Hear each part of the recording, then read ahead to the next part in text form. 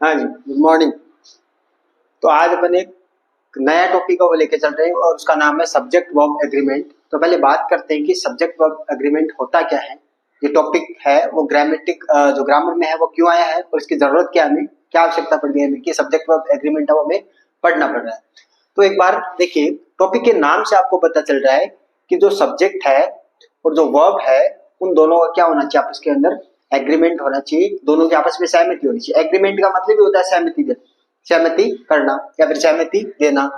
तो subject verb agreement का मतलब है कि जो भी आपका सेंटेंस का या आपके स्टेटमेंट का जो भी सब्जेक्ट होगा उस सब्जेक्ट की और उस वर्ब के बीच में क्या होना चाहिए, आपका एग्रीमेंट होना चाहिए। ये है आपका सब्जेक्ट वर्ब एग्रीमेंट। तो मैं उसको सिंपली एक लाइन में ऐसे लिख सकता हूं कि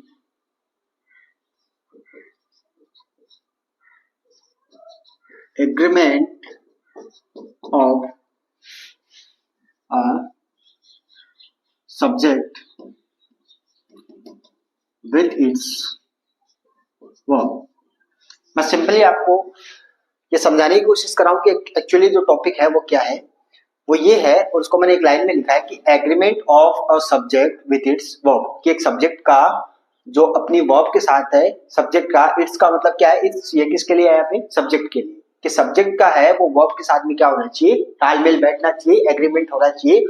उन्हीं को बोल देते हैं अपन सब्जेक्ट वर्ब एग्रीमेंट। देखिए, अब इसमें अपन कुछ रूल्स पढ़ेंगे जिनसे हमें ये पता चलेगा कि कौन से सब्जेक्ट के साथ किस प्रकार की हेल्पिंग वर्ब का इस्तेमाल करना है, किस प्रकार की मेन वर्ब का इस्तेमाल करना है। क्योंकि दो टेंस अपने पास ऐसे भी है, दो तो नहीं, आप एक मान के चलो, और वो है आपका प्रेजेंट सिंपल।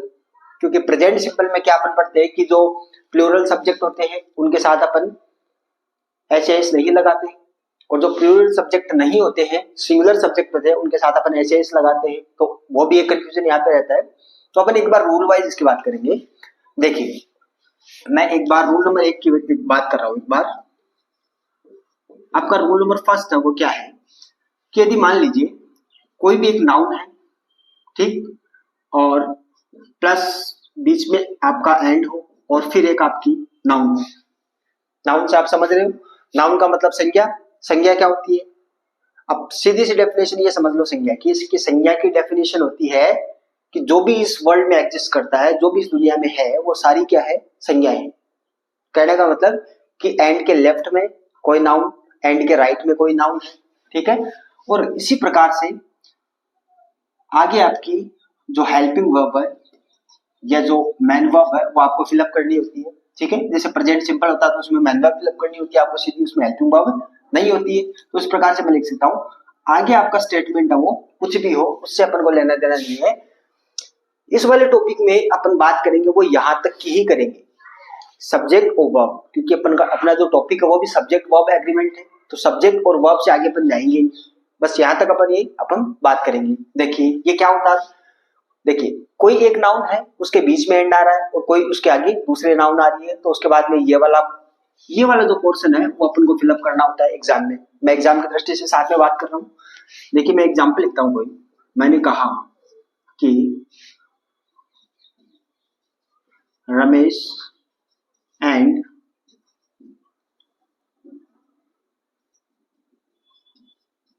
दिनेश, आगे मैंने दे दिया ब्लैंक। इसी प्रकार से एग्जाम में आपको दिया हुआ मिलेगा। फिर मैंने लिखा इज एम और आर लिख दिया। ये मैंने प्रेजेंट कॉन्टिन्यूस की जो हेल्पिंग वो लिख दी। तो Ramesh and Dinesh blank is am are going to Jaipur. ये एक मेरा स्टेटमेंट है।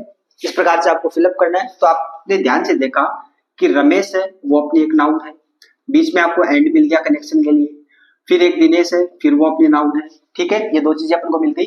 अब तो आपको ध्यान देना है कि एक नाउन और दूसरे नाउन के बीच में यदि कनेक्शन के लिए एंड दिया हो तो हमेशा आपको प्लूरल वर्ब भरनी है, ये याद रखना है। तो अपन प्लूरल वर्ब क्या भरेंगे भाई, इसका तो अपन यूज वो सिंगुलर के साथ में करते हैं, एम का अपन आई के साथ में करते हैं, आर का अपन प्लूरल के साथ में करते हैं। तो अपने पास सब्जेक्ट वो प्लूरल हो गए, प्लूरल हो गए तो अपन क्या भर देंगे, इसमें आर भर देंगे। ये अपना सही हो जाएगा। एक चीज तो ये। रूल नंबर 2 पे चलिए। रूल नंबर 2 क्या बोलता है, रूल नंबर 2 क्या बोलता है, देखिए यदि एक काम करते हैं, रूल नंबर 2 नहीं लेते, इसी का ही मैं टाइप सेकंड ले लेता हूँ क्योंकि ये जो एंड किया ना 3-4 रूल से एंड के चलते हैं यहाँ पे। देखिए मैंने लिखा सी एंड ही, आगे मैंने लिख दिया हैज, फिर लिख दिया मैंने हैव अ कार्स, ये मैंने लिख दिया। अब देखिए इधर पहले अपने पास नाउन थी, अब की बार अपने पास नाउन ना होके क्या है अपना प्रोनाउन है, और बीच में कनेक्शन के लिए आपको एंड दिया गया है। तो आपको ध्यान देने वाली क्या चीज है कि जरूरी नहीं है कि एंड के दोनों तरफ नाउन ही हो, एंड के दोनों तरफ क्या हो सकता है प्रोनाउन भी हो सकता है, तो भी बात वो सेम ही रहने वाली है। सेम कैसे रहने वाली है ये देखिए, नाउन हो, नाउन प्रोनाउन, नाउन क्या होती है कोई व्यक्ति वस्तु स्थान गुण धर्म दशा जो भी सारी चीजें होती है वो सारी क्या होती है संज्ञाएं होती है, और उन्हीं संज्ञाओं के लिए जो शब्द अपन इस्तेमाल या फिर काम में लेते हैं वो सारे क्या होते हैं प्रोनाउन होते हैं आपके। तो फिर फर्क कुछ नहीं हुआ, यदि संज्ञा की जगह आपको सर्वनाम मिलते हैं, नाउन की जगह आपको प्रोनाउन मिल जाती है तो भी कोई बड़ी बात नहीं है, रूल वही सेम ही रहना है। आपको दो चीजें यदि एंड से कनेक्ट हो रही है आपकी तो आपको प्लूरल हेल्पिंग वर्ब का इस्तेमाल करना है, तो आपके इसमें आ जाएगी हैव। अच्छा एक मैं थोड़ा सा कंफ्यूजन और क्लियर करता हूं आपका, यदि आपको टेंस आपने अच्छे से पढ़े हुए सिंगुलर प्लूरल वर्ब आपको पहचानने में नहीं आ रहा है कि ये सिंगुलर है कौन सी प्लूरल है, तो आप एक चीज नोट करो कि जिन भी हेल्पिंग वर्ब के लास्ट में एस है, ध्यान से सुनना कि जिन भी हेल्पिंग वर्ब के लास्ट में एस है वो सारी कैसी होती है, लगभग वो सारी कैसी होती है सिंगुलर होती है। देखिए इज एस लास्ट में सिंगुलर है, हैज एस लास्ट में सिंगुलर है, वॉज एस लास्ट में सिंगुलर है। इस प्रकार से आप याद रख सकते हो कि जिन हेल्पिंग वर्ब्स के लास्ट में एस होता है वो सारी क्या होती है आपकी सिंगुलर होती है। एक चीज ये ध्यान में रखिए। दूसरा आप चलिए अब मैं चलता हूँ रूल नंबर 2 पे। आपके रूल नंबर 2 क्या बोलता है, रूल नंबर 2 ये बोलता है, अब की बार देखिए मैंने एक बार इनको अलग अलग सेपरेटली आपको समझाया है कि नाउन या प्रोनाउन दोनों आ सकते हैं, अब की बार मैं वो नाउन और प्रोनाउन को दोनों को साथ में लेके चलेंगे, ठीक है। देखिए यदि आर्टिकल मिल रहा है प्लस उसके बाद में आपको नाउन मिल रही है, प्लस एंड मिल रहा है, प्लस आपकी नाउन मिल रही है,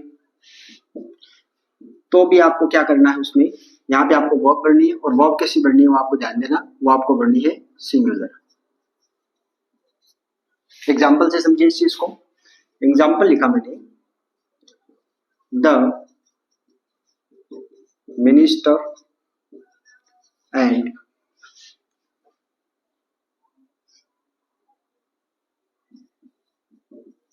चीफ गेस्ट, फिर मैंने लिखा हैज हैव अराइव्ड। देखिए ये मैंने एक स्टेटमेंट लिखा है, आर्टिकल ये रहा, आपकी नाउन ये रही वही मिनिस्टर, एंड ये रहा फिर से नाउन ये रही चीफ गेस्ट, ठीक है। अब क्या भरना आपको सिंगुलर भरना है। क्यों भरना है मैं रीजन बताता हूँ आपको उसका, उससे पहले एक बार रूल नंबर 3 और लिख लेते साथ साथ में, इजी हो जाएगा दो रूल्स को समझने में। आपको रूल नंबर 3 लिख दे, इधर आपका आर्टिकल मान लो मिल जाए दैट, प्लस कोई नाउन मिल जाए, प्लस आपका एंड कनेक्शन के लिए मिल जाए, उसके बाद में फिर से कोई आर्टिकल दे मिल जाता है, प्लस आपकी मिल जाती है कोई ना कोई नाउन, और उसके बाद में अपन को भरनी होती है, तो आप यहाँ पे भरोगे प्लूरल वर्ब। ये चीज आपको ध्यान में रखनी है। अब मैं इसका भी एक एग्जांपल लिखता हूँ, द यही ले लेते अपन चीफ मिनिस्टर वाला, chief minister and the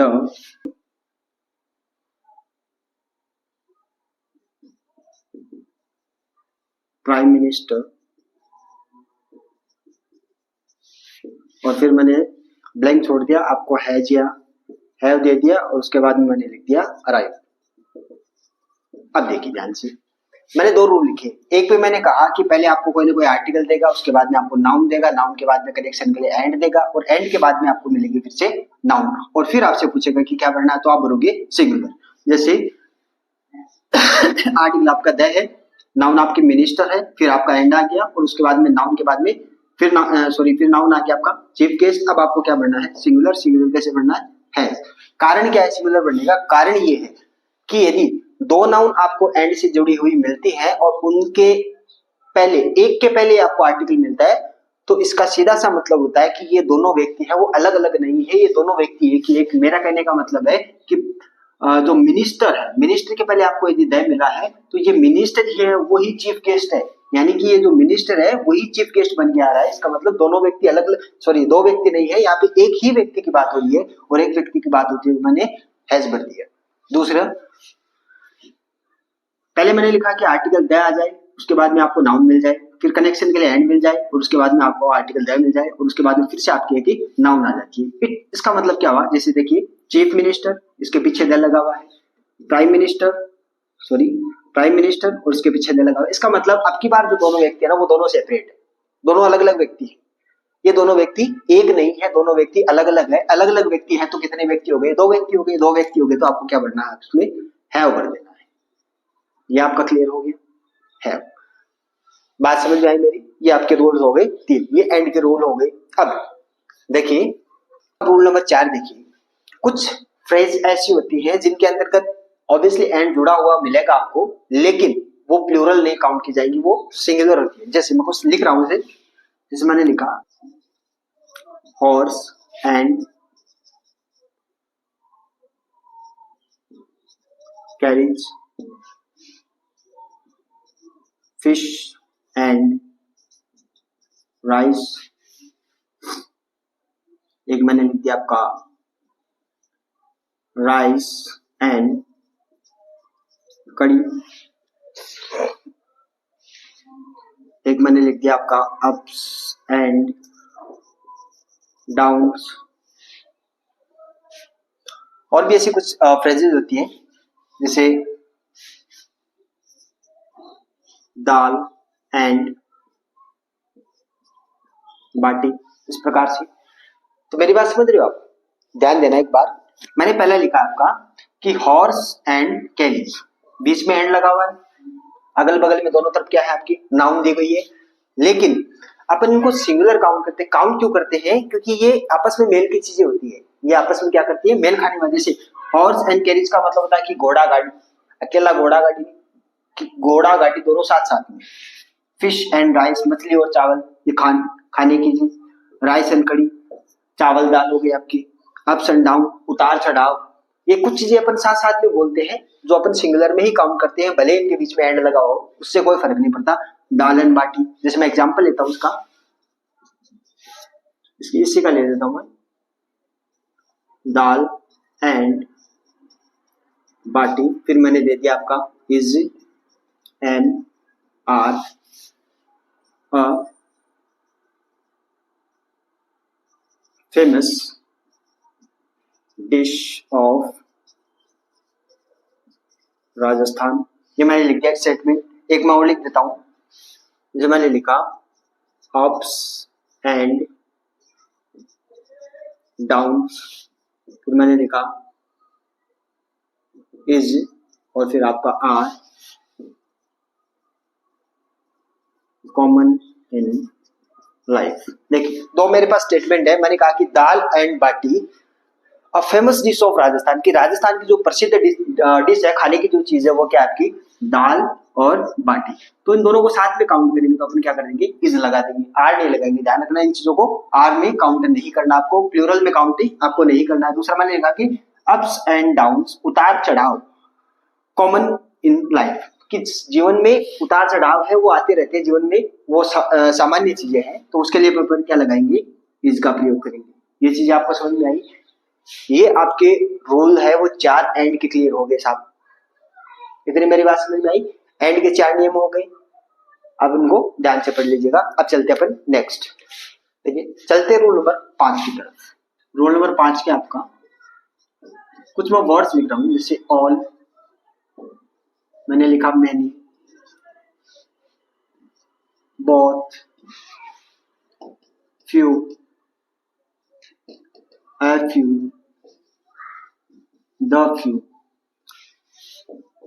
etcetera. ये सारे कुछ वर्ड है, आप इनको ध्यान से देखिए। ऑल का मतलब क्या होता है, सभी। मैनी का मतलब बहुत सारे। बोथ का मतलब दोनों। फ्यू का मतलब न के बराबर लेकिन एक से ज्यादा है। एफ्यू का मतलब थोड़े या कुछ। और दैफ्यू का मतलब पर्याप्त मात्रा, सॉरी पर्याप्त संख्या में। इतनी मेरी बात समझ में आई। ये सारे जहां भी वर्ड आपको दिखे ये सारे क्या होते हैं, प्लूरल होते हैं। भले ही ये अपने पास देखिए एग्जाम्पल से देखिए, ये अपने साथ है वो सिंगुलर वर्ब, सॉरी सिंगुलर जो नाउन है वो नहीं लेते, अपने साथ लेते हैं, अपने साथ लेते हैं प्लूरल नाउन। देखिए कैसे, मैंने लिखा all the students of this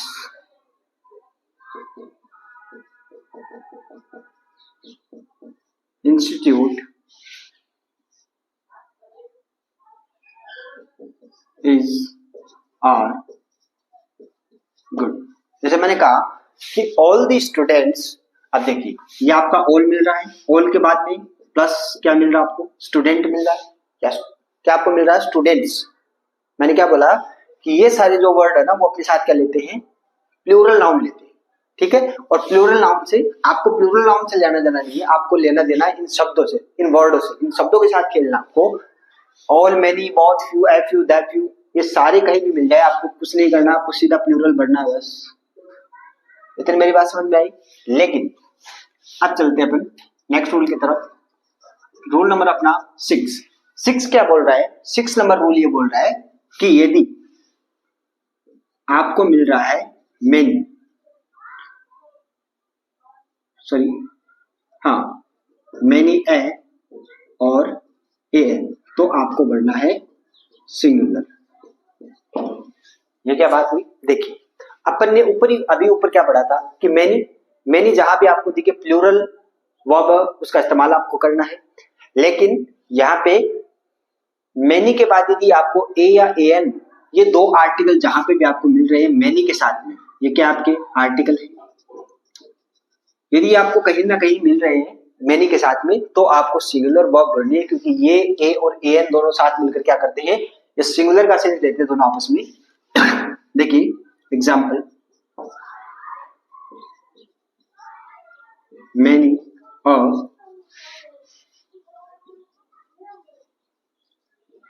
a student have passed the examination. मैंने कहा कि मेनी अ स्टूडेंट हैज या हैव मिल रहा मुझे वर्ब के तौर पर, पास द एग्जामिनेशन की बहुत ही कम बच्चों ने, या फिर ऐसे बोल दूं कि मेनी अ स्टूडेंट, क्या बोलोगे आप, बहुत ही कम या क्या बोलोगे,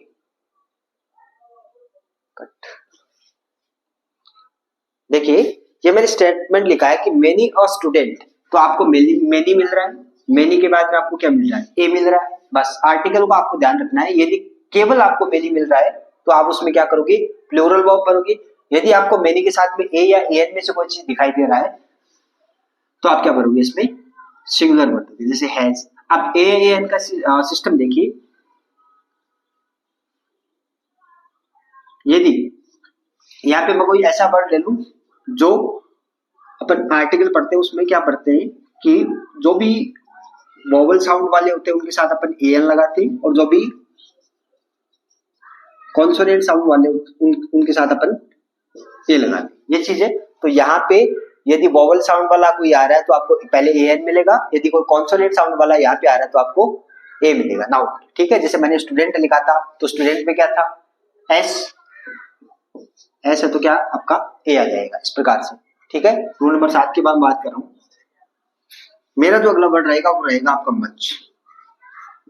मच का मतलब क्या होता है भाई, मच का मतलब होता है ज्यादा, ठीक है। वो तो मेनी का भी होता है भाई, मेनी का मतलब भी ज्यादा होता है, मेनी का मतलब भी अधिक होता है, मच का मतलब भी ज्यादा या अधिक होता है, लेकिन दोनों में डिफरेंस है। देखिए मेनी है वो काउंटेबल नाउन्स के लिए आता है, लेकिन ये रिप्रेजेंट करता है किनको, अनकाउंटेबल नाउन्स को। ये आपकी अनकाउंटेबल नाउन्स को रिप्रेजेंट करता है। अनकाउंटेबल नाउन मींस क्या, अनकाउंटेबल नाउन्स वो होती है जिनको अपन गिन नहीं सकते, ऐसी चीजें जिनको अपन गिन नहीं सकते, माप सकते या तोल सकते, ऐसी चीजें। जैसे मैं एग्जांपल लेता हूं, मच वाटर, फिर मैंने आपको दिया हैज या हैव वेस्टेड, ये मैंने लिखा। तो आपको ध्यान रखना है मच वाले केस में आपको हमेशा सिंगुलर, ये चीज तो आप अपने दिमाग में बिठा ही लो कि जो भी अनकाउंटेबल की चीजें आती है ना उनमें कोई प्लूरल सिंगुलर वाला सिस्टम नहीं होता है, वो हमेशा सिंगुलर ही काउंट की जाती है। आपको ये ध्यान में रखना है। मच आपके अनकाउंटेबल नाउन्स को रिप्रेजेंट करता है। देखिए मच के बाद में ऐसी चीज है इसको अपन गिन नहीं सकते, ठीक है। मच के बाद में वाटर है, वाटर को अपन माप सकते हैं लेकिन अपन उसको काउंट नहीं कर सकते, ठीक है। तो काउंट नहीं कर सकते तो क्या करना आपको, हैज लगा देना कि मच वाटर हैज वेस्टेड, कि बहुत सारा पानी है वो क्या कर दिया गया, बर्बाद कर दिया गया। एक मिनट, यहाँ पे हैज के बाद में बीन, पैसिव वॉइस का सेंटेंस बन जाता है, बीन आएगा यहाँ पे। Much water has been wasted, कि बहुत सारा जो पानी है वो बर्बाद कर दिया गया। ये बीन मैंने इसलिए लगाया है क्योंकि ये पैसिव वॉइस का सेंटेंस है, ठीक है। नेक्स्ट है कि रूल नंबर आपका 8। रूल नंबर 8 क्या बोलता है आपको, रूल नंबर 8 आपको बोलता है यदि कहीं पर भी आप each, every, either, neither,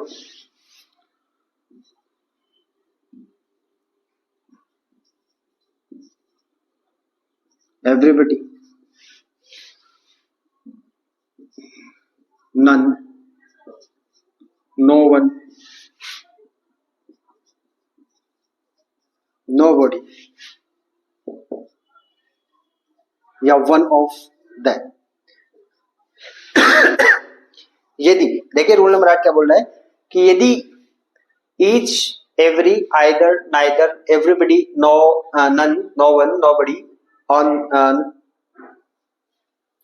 sorry one of the होगा, आगे लिख देता हूं मैं, वन ऑफ द, ये सारी जहां पे मिल रही है वो, तो आपको क्या करना है, सिंगुलर फिलअप करनी है। सिंगुलर जो वर्ब है वो फिलअप करनी है। कैसे, देखिए ईच का मतलब होगा हो गया आपका प्रत्येक, प्रति एक, एक की बात हो रही। ईच प्रत्येक, एवरी सभी, आइदर दो में से कोई एक, नाइदर दो में से कोई नहीं, एवरीबडी सभी, नो वन कोई नहीं, नॉन कोई नहीं, नो वन कोई नहीं, नोबडी कोई नहीं, वन ऑफ द, जो भी चीजें हैं उनमें से एक, ये चीजें हैं वो सारी किसको रिप्रेजेंट करती है, वो सिंगुलर को। कैसे मैंने लिखा, मैं आपको एज का एग्जांपल देता हूं। एक मैंने कहा as man and women blank is are playing of beautiful game. देखिए मैंने एक स्टेटमेंट लिखा है, भले इधर क्या हो उससे अपन को मतलब नहीं है, अपन को मतलब याद है सिर्फ। देखिए यहाँ पे लिखा हुआ मिला आपको ईच, ईच के बाद में दिया हुआ आपका मैन, मैन के बाद में फिर से आपको दिया वोमन, और बीच में प्लस कनेक्ट किया हुआ किसको, एंड को। अब आप क्या करते हो, आप देखते हो मैन को एंड वोमेन को, ठीक है। भले ही प्लूरल नहीं है लेकिन फिर भी आप ऐसे सोचते हो कि मैन और वोमेन दोनों साथ में है, इसका मतलब इसमें मैं आर भर दूं और यही आपकी ऐसी तैसी हो जाती है। यही आपकी ऐसी तैसी होती है। क्यों होती है, क्योंकि आप पीछे क्या लगा उसको नहीं देखते हो, उससे आपको मतलब नहीं होता है। आपको ध्यान में रखना है ईच को। यदि ईच, एवरी, जितने भी सारे मैंने वर्ड्स लिखे ना, कहीं भी आपको सेंटेंस में दिखे ना, वो सेंटेंस हमेशा सिंगुलर वर्ब लेगा, कभी प्लूरल नहीं लेगा। तो आपको क्या करना है, इसमें इज भरना है। एक एग्जांपल और ले लो, जैसे मैंने कहा नाइदर शॉर्ट्स, फिर मैंने कहा इज, आर, फिर मैंने लिख दिया आपका गुड। आप क्या भरोगे इसमें, इज। क्यों, आप देखोगे शर्ट्स, मैंने पहले भी बताया था पिछले वीडियो में कि ये जो दो बाएं वाली चीजें होती है इसमें दो स्लीव्स होते हैं, उनके पहले एस लगता है हमेशा, ठीक है। तो ये शर्ट तो वैसे भी प्लूरल नहीं है, शर्ट तो वैसे भी एक वचन है, सिंगुलर है, लेकिन फिर भी इंपॉर्टेंट चीज है वो अपने लिए क्या है, नाइदर है। नाइदर के बाद में आया है शर्ट्स, आप देखोगे शर्ट, शर्ट में लगा हुआ एस, एस कर दोगे तो इज भर दोगे। हाँ जी, अगला रूल देखिए अपना, रूल नंबर याद नहीं मुझे कितने, आप लगा लेना अपने हिसाब से। देखिए अगले वाक्य में आपको आइदर, पीछे अपने आइदर पढ़ा था कि जहां भी वाक्य में आइदर अकेला आ रहा है ना, तो आपको क्या करना है, उसमें सिंगुलर वर्ब का इस्तेमाल करना। लेकिन आइदर के बाद यदि आपको और मिल रहा है या फिर आपको मिल रहा है नाइदर, और नाइदर के बाद आपको मिल रहा है नोर, या फिर मैं 3 रूल्स को एक साथ समझा रहा हूं यहाँ पे, आपको वाक्य में क्या मिल रहा है, और। मेरी बात समझ में आई? कोई सेंटेंस है उसमें आपको आइदर मिल रहा है, और जैसे मैं इनको एक्सप्लेन कर देता हूं, आपको अच्छे से समझ में आ जाएगा। मैंने कहा कि आइदर प्लस कोई नाउन आएगी आपकी, उसके बाद में और आएगा, और फिर आपकी एक नाउन और आएगी। एक चीज। दूसरी चीज मैंने लिखा कि यह आपको वाक्य में मिलेगा नाइदर प्लस आपकी कोई ना कोई नाउन आएगी, उसके बाद में आपको और नॉर मिलेगा, फिर आपको एक नाउन मिलेगा। इतनी बात समझ में आई? या फिर आपको एक इधर नाउन मिलेगी प्लस आपको और मिलेगा, प्लस आपकी एक नाउन इधर। इन सारे केस में आपको क्या करना है, आइदर में और के बाद जो भी नाउन आ रही उसके हिसाब से आप सब्जेक्ट लगाओगे। नाइदर में आप नॉर के बाद जो भी सब्जेक्ट आएगा, जो भी नाउन आएगी, उसके हिसाब से हेल्पिंग वर्ब लगाओगे। और में आप और के बाद जो भी हेल्पिंग वर्ब या जो भी आपका नाउन आएगा, उसके हिसाब से आप सब्जेक्ट का हिसाब आप वर्ब का प्रयोग करोगे इसके हिसाब से। देखिए एग्जाम्पल से थोड़ा क्लियर करते हैं इसको। मैंने लिखा आइदर यू और your brother have stolen my purse। एक स्टेटमेंट ये रहा आपका। स्टेटमेंट क्या बोल रहा है कि वाक्य में आपको आइदर मिल रहा है, ये रहा आइदर, ठीक है। आइदर के बाद में कोई ना कोई नाउन या प्रोनाउन कुछ भी मिल सकता है। मैंने क्या बोला कि मैं नाउन और प्रोनाउन को कलेक्टिवली इस्तेमाल करूंगा। आपके यहाँ पे प्रोनाउन भी हो सकता है, उससे कोई फर्क नहीं पड़ेगा। ये नाउन के बाद में प्रोनाउन भी लिख देता हूँ, कंफ्यूज नहीं होना बिल्कुल भी। यहाँ पे आपको प्रोनाउन भी मिल सकता है, उससे कोई फर्क नहीं पड़ेगा, आगे पीछे कहीं पे भी मिल सकता है। मैंने यहाँ पे लिखा, देखिए ये ब्रदर आपकी क्या है, नाउन। ये आपका कौन सा केस है भाई, पजेसिव केस आपको मिल रहा है यहाँ पे, ठीक है। और यहाँ पे क्या मिल रहा है आपको, प्रोनाउन मिल रहा है। तो उससे कोई फर्क नहीं पड़ेगा नाउन आ रहा है कि प्रोनाउन आ रहा है, वो तो एक ही कॉन्टेक्स्ट में बात कर रहे हैं अपन। ये यू भी तो कोई व्यक्ति है ना, उसी के लिए तो अपन ने प्रोनाउन का इस्तेमाल किया है। तो मैंने लिखा कि आइदर के बाद में अपन को लगा दिया यू के बाद में मिल रहा है अपन को और के बाद में फिर से एक नाउन प्रोनाउन कुछ भी मिल रही है। क्या मिल रहा है आपको, पजेसिव के बाद में आपको एक नाउन मिल रहा है, ब्रदर, ठीक है। हाँ, कॉमन नाउन का वर्ड। अब देखिए इसमें क्या करेंगे अपन, इसमें रूल्स में क्या पढ़ा था कि और के बाद में जो भी नाउन आ रही है, तो और के बाद में कौन, ब्रदर आ रहा है। अब ब्रदर कैसा आपका, ब्रदर आपका सिंगुलर है, तो आपको जो वर्ब है वो भी सिंगुलर ही उठानी है, आपको पीछे नहीं जाना है। जैसे अपन 10th में पढ़ते हैं कि यू के साथ, यू को अपन ग्रामर में प्लूरल कंसीडर करते हैं हमेशा, ठीक है। तो प्लूरल करते हैं तो उसके हिसाब से भरोगे तो आप क्या आएगा, है। लेकिन है आते ही गलत। आपको क्या बढ़ना है, ब्रदर के हिसाब से आपको क्या बढ़ना है, इसमें हैज बढ़ना है। जैसे मैं नाइदर का एक एग्जांपल देता हूं, नाइदर, अब की बार मैं नाउन का इस्तेमाल करता हूं, नाइदर रमेश नॉर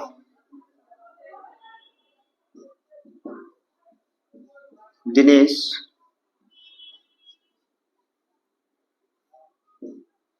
और एक अपन प्रेजेंट टेंस का भी इस्तेमाल करेंगे अब इसमें।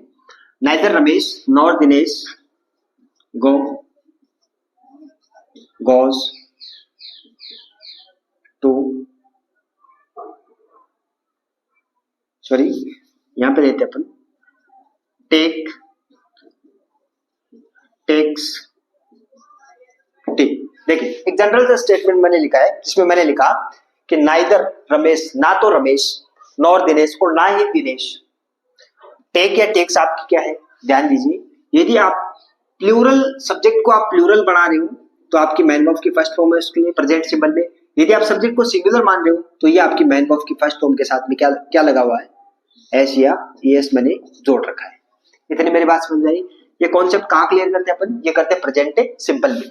अब देखिए मैंने कहा कि नाइदर रमेश के बाद इससे अपन को कोई लेना देना नहीं है। लेना देना किसको है अपन को, नाइदर के बाद आने वाले नॉर, नॉर के बाद कौन आ रहा है, दिनेश। दिनेश आपका क्या है, सिंगुलर, सिंगुलर है तो अपन क्या भरेंगे उसमें, सिंगुलर के साथ में क्या भरते हैं अपन, मैन वर्ब की फर्स्ट फॉर्म और साथ में एस।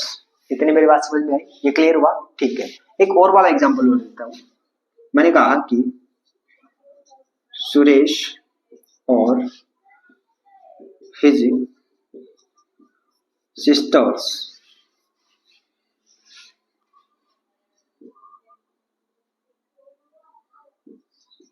was were फिर मैंने लिखा प्रेजेंट दे।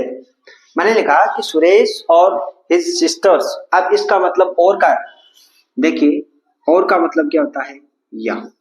इसको आप अपनी भाषा में समझो। आप एग्जाम में जब एग्जाम देने जाते हो तो एग्जाम का जो क्वेश्चन पेपर आता है उसमें लास्ट में कुछ ऐसे क्वेश्चन आते हैं जिनके बीच में और लिखा होता है। और का मतलब होता है कि आप उन दोनों क्वेश्चन में से एक करते हो, एक ही करते हो। तो बस वही सिस्टम यहाँ भी सुरेश और उसकी बहनों में से एक का चुनाव करना है, और एक का चुनाव किसका करना है, और के बाद वाले नाउन का। ये मेरी बात समझ में आई आपको, बाद वाले नाउन का आपको चुनाव करना है। ये इतनी सी बात समझने की है।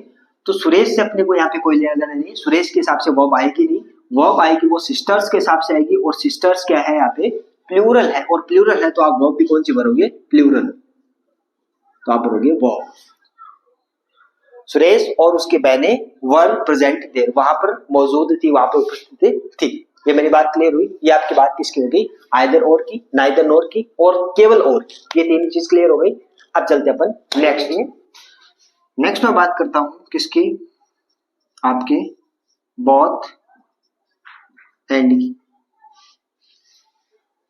बोथ एंड आता तो क्या करोगे आप, प्लूरल करोगे, बस सीधी सी बात है। इसमें कोई ज्यादा बड़ा गुड ज्ञान नहीं है, आपको सीधा क्या ध्यान रखना है, बहुत। अरे बहुत का मतलब भी क्या होता है यार, बहुत का मतलब भी दोनों होता है। एंड को तो वैसे ही अपन कर रहे थे, एंड के तो शुरू में अपन नेम पढ़ रहे थे। बहुत का मतलब वैसे ही दोनों होता है, और दो के सेंस की बात होती है, वहां पे तो प्लूरल होना ही होना है। तो बहुत एंड जहां पे दिखे आंख बंद करके प्लूरल लगाओ, कोई दिक्कत नहीं। जैसे मैं एग्जांपल देता हूं आपको, मैंने कहा कि both you and your sister have irritated me कि both you, both का मतलब कौन, दोनों। ये यू और उसकी बहन, ये दोनों की बात नहीं आ रही। both you और दोनों को कनेक्ट करने के लिए अपन ने इस्तेमाल किसका किया है, एंड का, कि तुम और तुम्हारी बहन दोनों ने मेरे को क्या किया था, इरिटेट किया था। ठीक है, तो यहाँ पे आप क्या लगाओगे, दोनों है, दोनों है तो आप क्या लगाओगे यहाँ पे, है। ये आपका क्लियर हुआ, ठीक है। नेक्स्ट पे देखिए, नेक्स्ट क्या है आपका, देर। अब थोड़ा सा देर का समझना आप, कि देर का क्या कॉन्सेप्ट है। देखिए देर है वो आपका इंट्रोडक्टरी सब्जेक्ट बोलते हैं इसको। इंट्रोडक्टरी सब्जेक्ट इसको बोला जाता है। इंट्रोडक्टरी सब्जेक्ट क्या होता है, कि जिन वाक्यों में कुछ सब्जेक्ट अपन ले नहीं सकते ना, वहां पे इसे देर का इस्तेमाल करके उसको इंट्रोडक्टरी सब्जेक्ट बना देते हैं। और इंट्रोडक्टरी सब्जेक्ट वाले में जो अपन को वर्ब बढ़नी है वो निर्भर करेगी उसके बाद आने वाले खालिस्तान के बाद आने वाले नाउन के हिसाब से। मतलब ये है कि देर, मैं एग्जांपल लिख देता हूं, आप आराम से समझना उसको। मैंने कहा कि देर, ये छोड़ दिया मैंने ब्लैंक, उसके बाद में यहाँ पे मैंने दे दिया इज और आपको दे दिया आर। इस प्रकार से एग्जाम में क्वेश्चन रहता है। उसके बाद में ब्लैंक के बाद में आपको जो वर्ब मिल रही है उस वर्ब पे, सॉरी उस नाउन पे, इसके बाद में जो नाउन मिल रहे हैं, नाउन में लिख देता हूं, there is are 6 bricks lying on the road. मैंने कहा कि सड़क पे है वो 6 ईंटें पड़ी हुई थी। ईंटों की संख्या कितनी है भाई, 6, प्लूरल हो गया। बस ये मैं बोलना चाह रहा कि देर के बाद जो ब्लैंक आ रहा है, ब्लैंक के बाद में जो भी आपकी नाउन आ रही है या जो भी कुछ भी आ रहा है यहाँ पे, जो भी नाउन आ रही है तो आपको उसके हिसाब से वर्ब भरनी है। यदि अब इसके हिसाब से आप क्या भरोगे, 6 के हिसाब से आप क्या भरोगे, आप भरोगे यहाँ पे आर। लेकिन यहाँ पे यदि मैं कर दूं कि 1 या फिर मैं कर दूं कि ए का मतलब क्या हो गया, फिर एक होगी ना, एक के हिसाब से अपन क्या भर देंगे इसमें इज। तो देर का कॉन्सेप्ट इतना ही है कि देर के बाद आपको रिक्त स्थान मिलेगा, रिक्त स्थान के बाद में आपको देखना है कि उसके बाद में यहाँ पे यदि नाउन प्लूरल है या सिंगुलर है उसी के हिसाब से वैसे ही वर्ब वहां पे भर देनी है। बस इतना सा कॉन्सेप्ट है। अब चलते नेक्स्ट।